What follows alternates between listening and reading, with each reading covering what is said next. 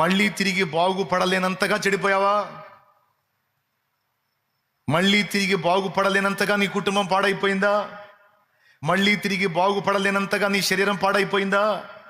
మళ్ళీ తిరిగి బాగుపడలేనంతగా నువ్వు బలహీనుడు అయిపోయావా? బలహీనురాలు అయిపోయావా? పాపంలో పడిపోయావా? చెడిపోయావా? ఎండిపోయావా?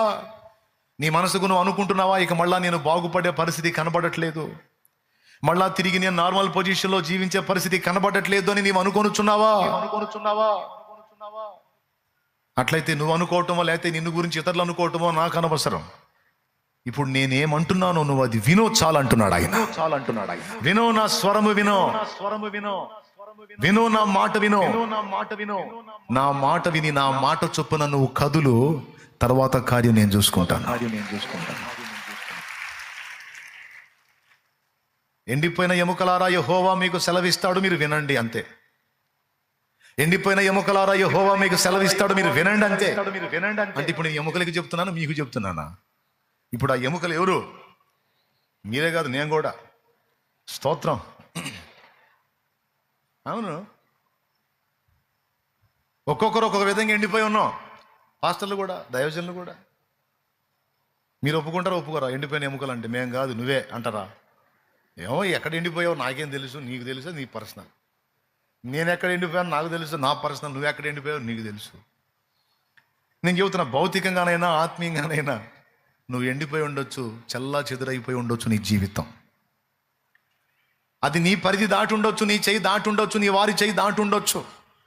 నీవెన్నోసార్లు అనుకుంటుండొచ్చు, ఈ రాత్రి కూడా నువ్వు అనుకుంటుండొచ్చు, తిరిగిది బాగుపడునా, తిరిగిది కోలుకొనునా, తిరిగిది నార్మల్ అవునా అని నువ్వు అనుకుంటుండొచ్చు. ఓకే, ఖచ్చితంగా నువ్వు ఒకటే అనుకుంటావు, కాదు అని.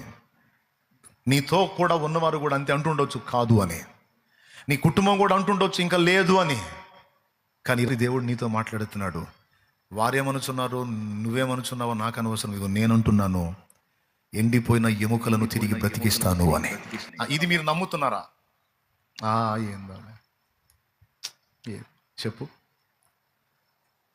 ఇంత చెప్పినా ఇట్లా నిట్టూర్పు విడిచేవాళ్ళు ఉంటారు. మీ కర్మ, నేను చేయగలిగింది ఏం లేదు.